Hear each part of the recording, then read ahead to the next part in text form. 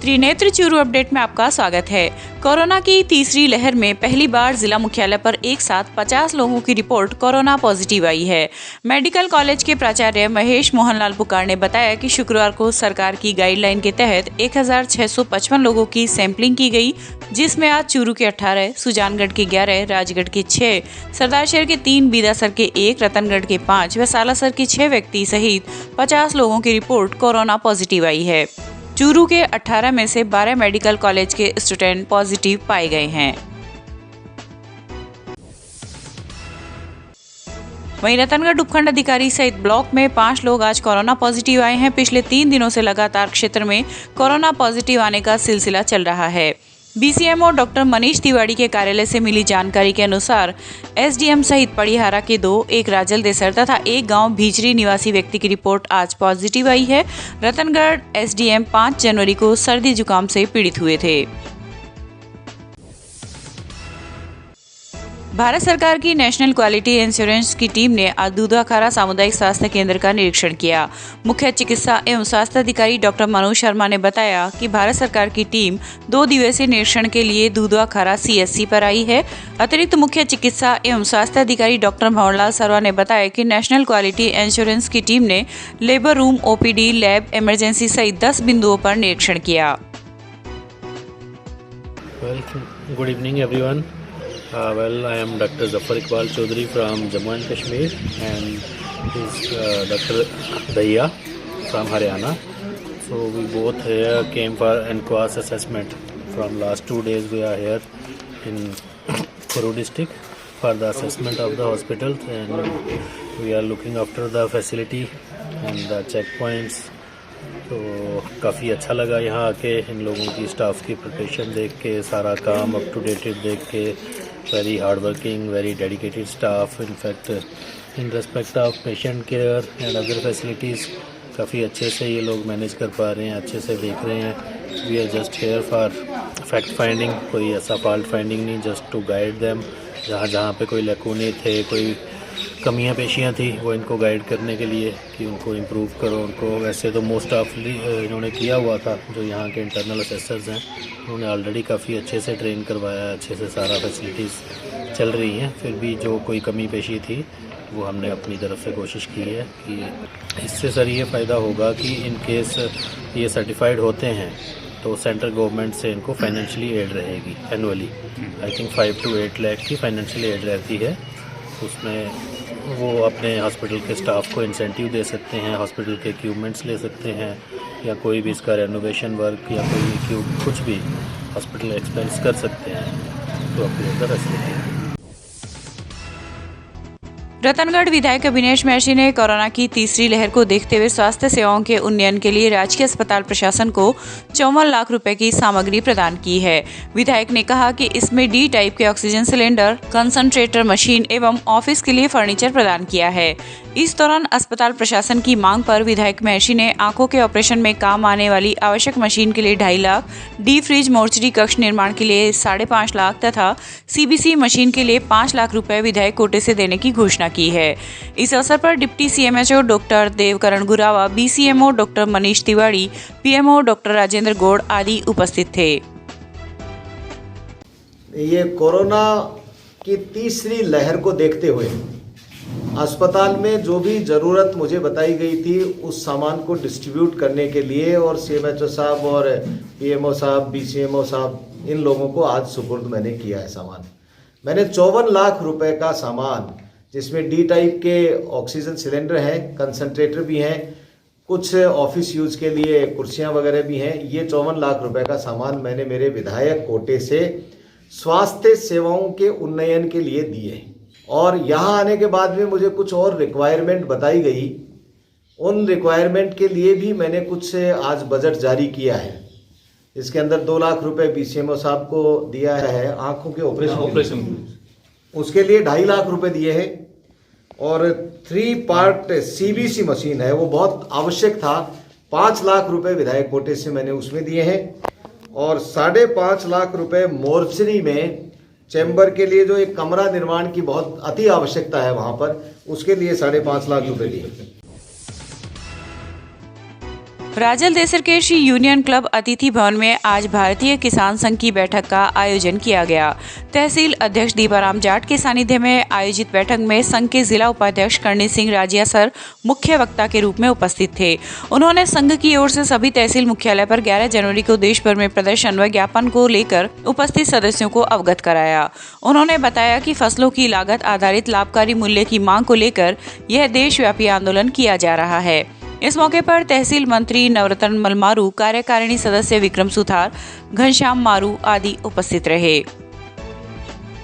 ये भारतीय किसान संघ का प्रोग्राम रखा गया है।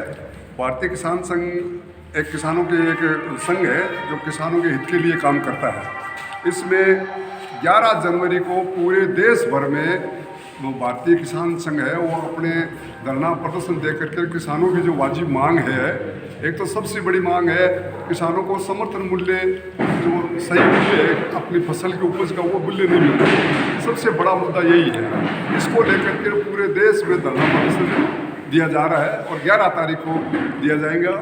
इसके लिए आज श्री दीपाराम जी पूनिया जो राजलसर के अध्यक्ष हैं भारतीय किसान के, इनके सानिध्य में और आज ये बैठक रखी गई है। और मुझे चूरू से निर्देश मिला है जिलाध्यक्ष की तरफ से कि भी मैं उपाध्यक्ष जिले का होने के नाते कि आप हर एक तहसील में हर ग्राम में जाकर के ग्राम समितियां बनाएं और ग्राम समितियों से सभी को जागरूक करके और 11 तारीख को ज़्यादा से ज़्यादा धरना प्रदर्शन करने के लिए तहसील कलेक्टर लोगों को बुलाए और किसानों के जो हित की मांग है वो 11 तारीख को धरना प्रदर्शन देकर रखेंगे।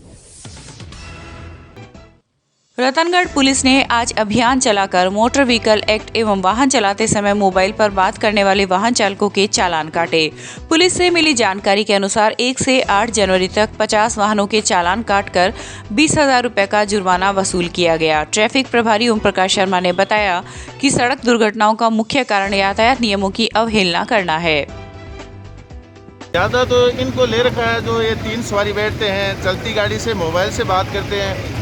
दुर्घटना का मेन कारण यही है, जो लोग चलती गाड़ी से मोबाइल यूज़ कर रहे हैं और ये 3 सवारी है तो उसमें गाड़ी क्या मोटरसाइकिल कंट्रोल में नहीं रहती है, तो इनको समझाइश भी कर रहे हैं और जो है इनके चालान भी इनके खिलाफ कार्रवाई भी कर रहे हैं।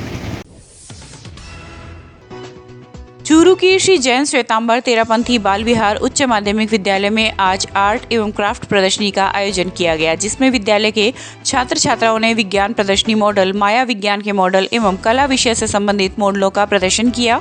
इस दौरान आयोजित प्रदर्शनी का अवलोकन करते हुए पंचायत समिति सदस्य विक्रम सिंह कोटवाल ने कहा कि इस प्रकार के कार्यक्रम विद्यार्थियों के मनोबल को न केवल बढ़ाते हैं बल्कि उनको नवाचार के भी अवसर प्रदान करते हैं। इस अवसर पर प्रधानाचार्य प्रेम सिंह राठौड़, जगदीश प्रसाद जांगीड़, अजय तंवर आदि ने छात्र छात्राओं का उत्साहवर्धन किया।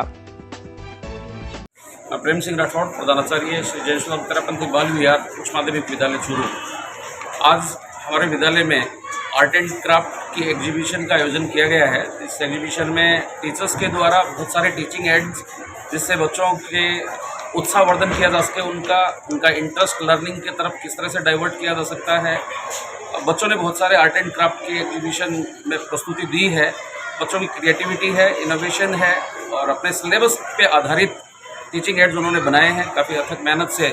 तो ये प्रदर्शन करना है कि बच्चे अपना इंटरेस्ट कैसे क्रिएट कर सकते हैं, कैसा उनके अंदर इनोवेशन है, कैसी क्रिएटिविटी और कैसा करियर में आगे जाकर के करें, उस पर आधारित ये सब चीज़ों की प्रदर्शनी आज विद्यालय में लगाई गई है।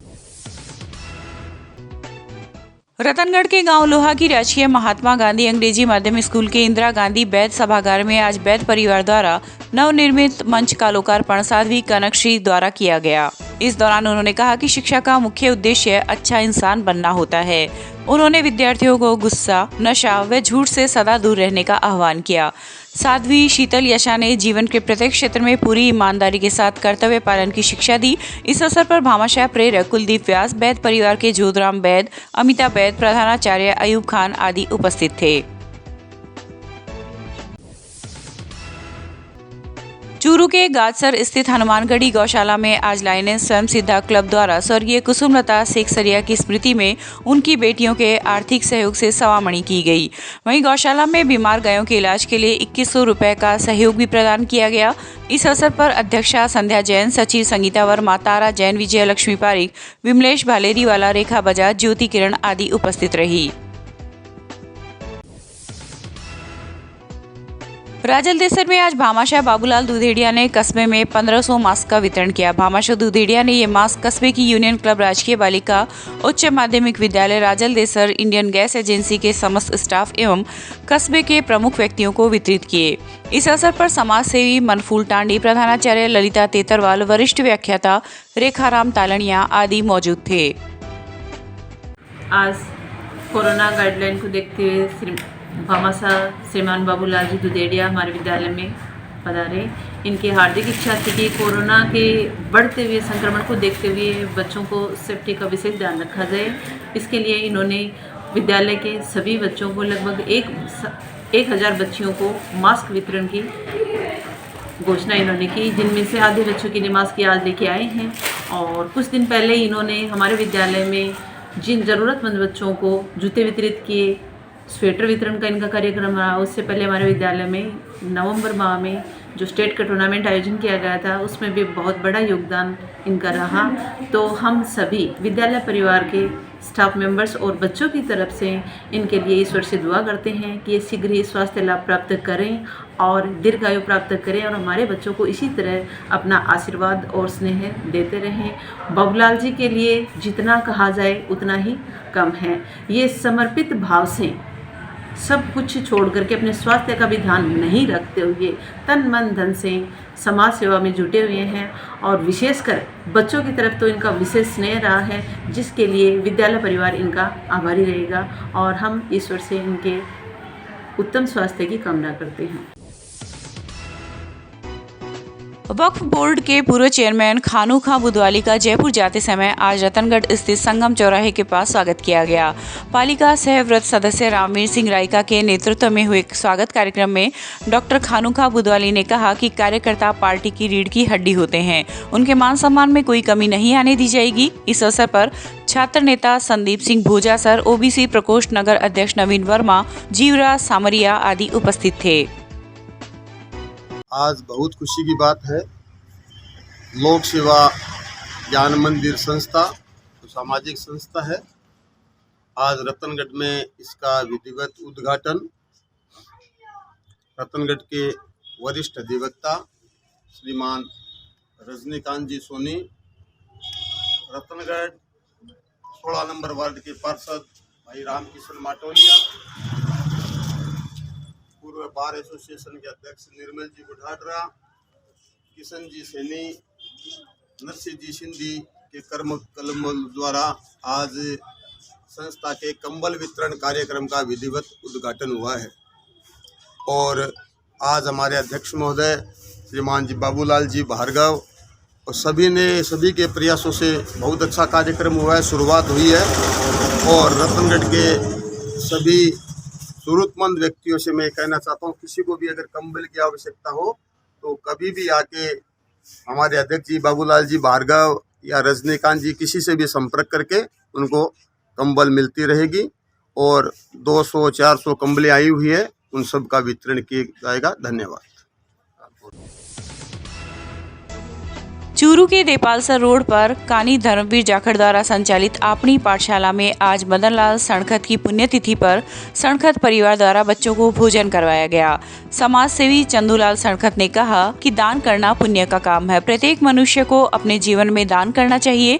इस अवसर पर शुभकरण सोनी, शिव कुमार सोनी, महेश आदि मौजूद रहे।